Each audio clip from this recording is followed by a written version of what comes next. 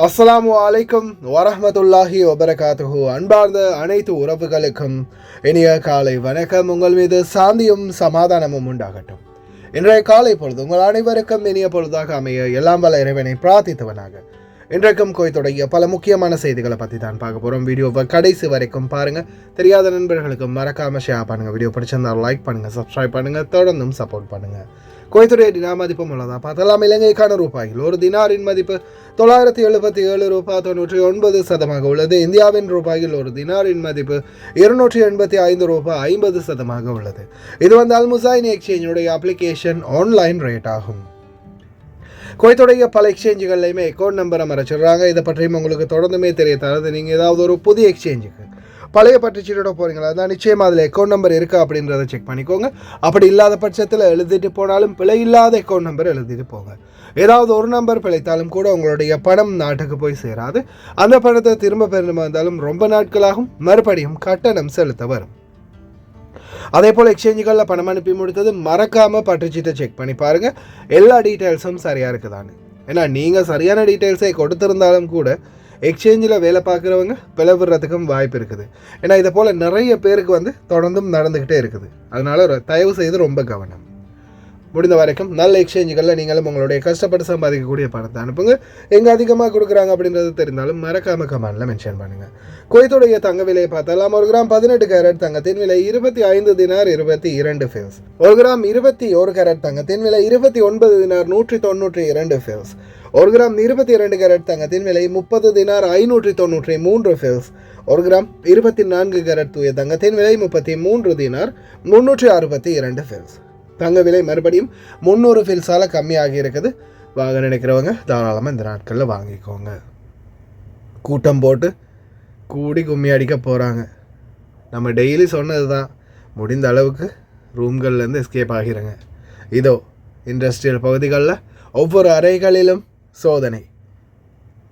புதிய visit visa சம்பந்தமான புதிய தகவல். 1 வருடம் வரைக்கும் விசிட் விசா.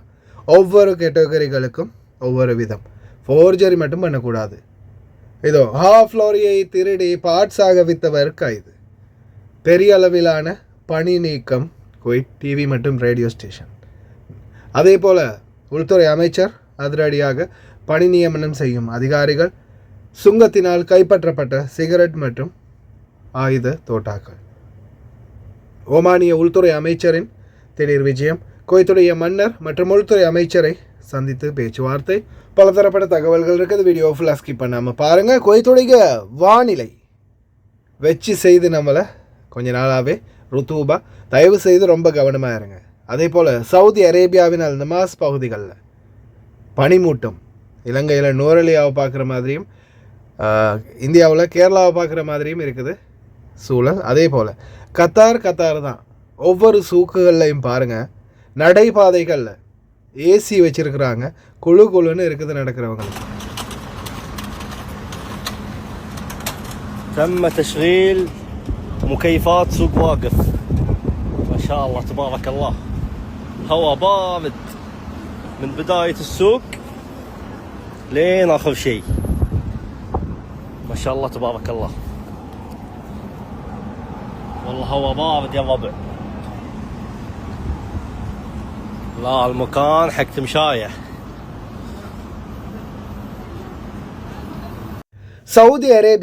சவுதி அரேபியாவினுடைய ஒவ்வொரு மாகாணங்களும் ஒவ்வொரு விதமான காலநிலைகளை கொண்டது. அதில் குறிப்பாக அசீர் தாயிஃப் போன்ற பகுதிகளில் பார்த்திங்கன்னா மலை நிறைந்து காணப்படும். மலை குன்றுகள் நிறைந்த பகுதிகளாக இருக்கும் ஒரு சில பகுதிகள். அதே மாதிரி அந்த பகுதிகளில் வானிலையினுடைய மாற்றம் ஒவ்வொரு நேரத்துக்கும் மாறிக்கிட்டே இருக்கும். அதே போல் பார்த்திங்கன்னா நமாஸ் பகுதிகளில் பார்த்திங்கன்னா இந்த சூழல் இப்போதைக்கு இருக்குது. சாதாரணமாக கேரளா குன்னூரா என்ன அந்த ஏரியா வந்து கொடைக்கானல் மாதிரியும் இலங்கையில் நுவரெலியா சைட் மாதிரியும் தற்போதைய வானிலை அந்த ஏரியாவில் இருக்குது. பனிமூட்டம் நிறைந்து காணப்படுது. அதே போல் குளிருடைய தன்மை பார்த்திங்கன்னா ரொம்பவும் அதிகரிச்சிருக்குது அப்படின்னு தெரிவிக்கிறாங்க. ஆனால் இங்கே நம்ம ருத்தூபாவில் ஒவ்வொரு நாளும் வியர்வையில் தவிச்சுக்கிட்டு இருக்கிறோம். ஆனால் மாஷா அல்லாஹ் ஒவ்வொரு ஏரியாவுக்கும் ஒவ்வொரு மாதிரியான காலநிலை ஒவ்வொரு நேரத்துக்கு வருது. தற்போதைய சவுதி அரேபியாவின் அல்நமாஸ் பகுதிகளில் உள்ள காலநிலை.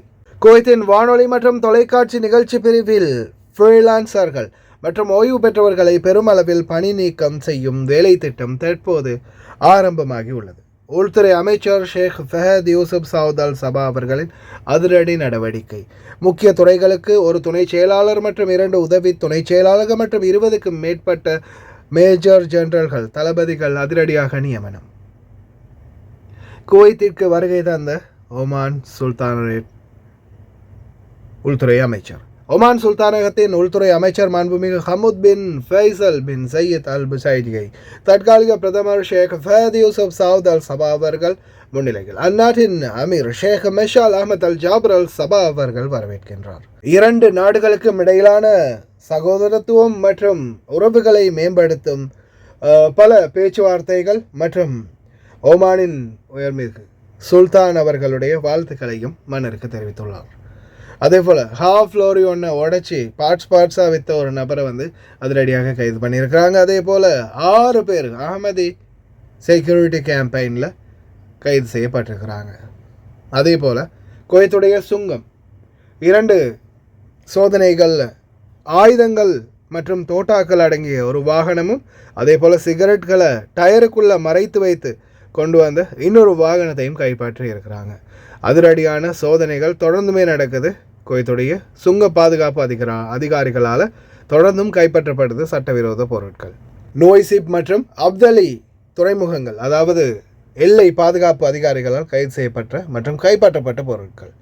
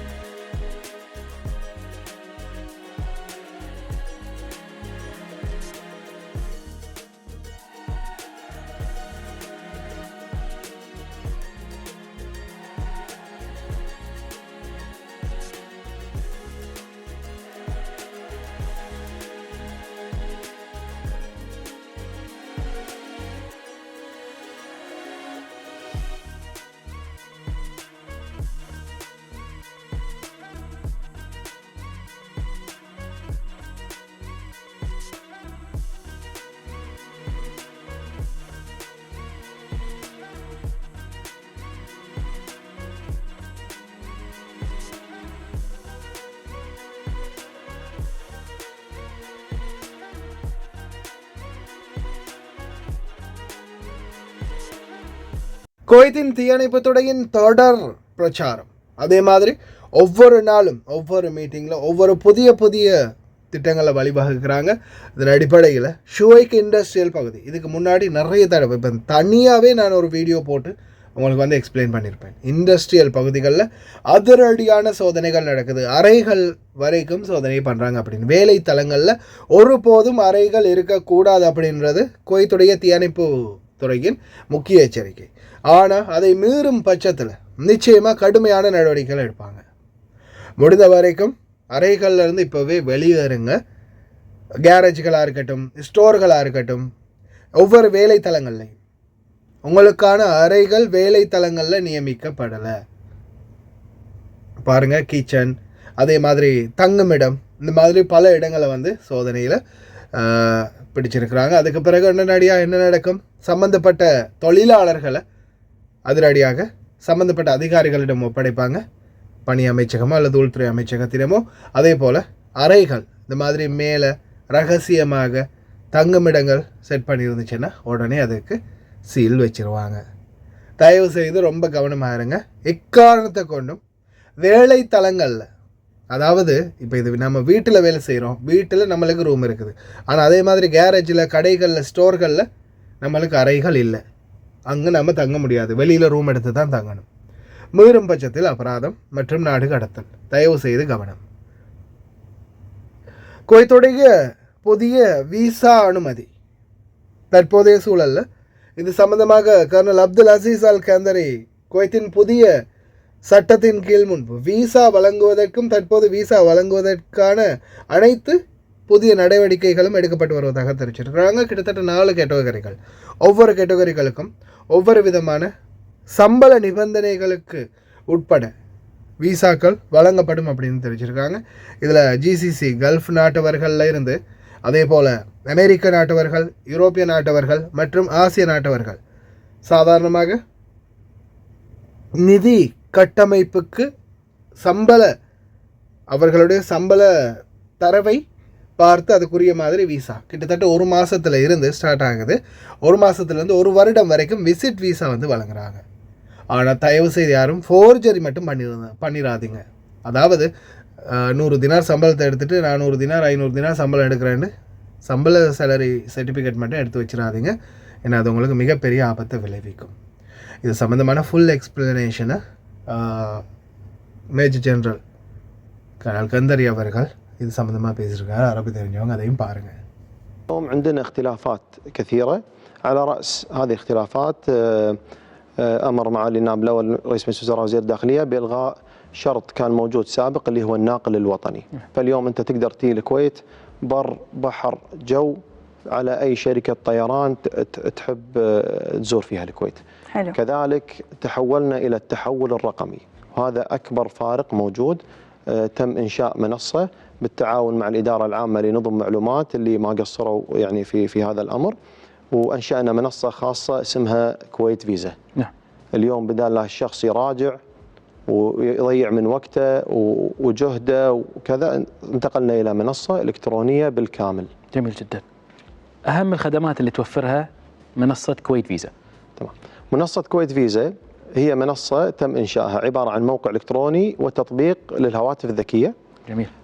حاليا فيها 4 خدمات نقدمها. أول خدمة اللي هي التأشيرة السياحية اللي ذكرناها اوريدي في السرد السابق. نعم. كذلك نقدم الزيارات العائلية والحكومية والزيارات التجارية. نعم. الزيارات العائلية اليوم أي شخص مواطن في دولة الكويت أو مقيم على أرضها ممكن أنه يستخدم أسرهم في لزيارة الكويت. نعم. والمكوث معهم. وأيضا تم التعديل على الشروط والضوابط الخاصة بالعائلية. اليوم تم إلغاء شرط الراتب. في السابق كان في شرط راتب يحدد الراتب اللي أنت ممكن لازم تتمتع فيه عشان تجيب أسرتك. اليوم تم إلغاء شرط الراتب. كذلك تم فتح صلات القرابة، لا تقتصر على الزوجة والأبناء. اليوم فتحنا صلات القرابة إلى الدرجة الرابعة للقرابة والدرجة الثالثة بالمصاهرة. جميل. فأصبح اليوم أي شخص مقيم على الكويت كلها. ما شاء الله. تشمل العائلة كلها. تشمل العائلة كلها. هذا ما يخص أهم التعديلات على الزيارات العائلية. نعم. جميل. الزيارة التجارية اليوم أي مؤسسة أو شركة تجارية موجودة في الكويت ما يحتاج يراجع، يدخل على طريق المنصة يقدم يجي الرد بالموافقة على التأشيرة. كذلك التأشيرة والدفع إلكتروني بالكامل، ما تحتاج تطبع شيء ولا تحتاج، الدفع إلكتروني وكذلك التأشيرة إلكترونية توصل لك PDF فايل على الإيميل، وكذلك ممكن تنزل عن طريق حسابك. ممتاز. كذلك الحكومية الجهات الحكومية في الدولة كلها ممكن تدخل على المنصة وتقدم التأشيرة. هذه التأشيرة فيها ضوابط معينة للي يقدم عليها، فودنا لو تشرح لنا تفاصيل هذه الضوابط، وهل في مهن محددة لإصدار التأشيرة؟ تمام. اليوم التوجه صار أن تم تحديد 4 فئات للزيارة السياحية. حلو. ونحب ننوه في البداية أن الزيارة السياحية المقصود فيها أن الشخص يجي إلى دولة الكويت لغرض السياحة. نعم. فحددناها ب4 فئات. إذا تسمحوا لي أشرح لكم ال4 فئات بشكل بسيط. الله يسلمك.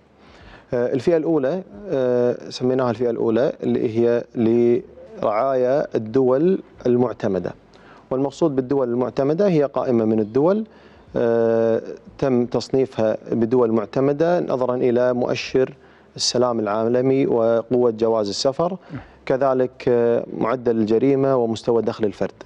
اللي ينعكس بالتالي على مواطنين هذه الدول، فدخلت في قائمة الدول المعتمدة. وهذه الدول المعتمدة ما تتطلب أي اشتراطات أو أي شيء، تم الاعتماد على الدول هذه مسبقا. جميل. نعم. كذلك يملكون 6 خيارات يختارون فيما بينهم للحصول على التأشيرة السياحية.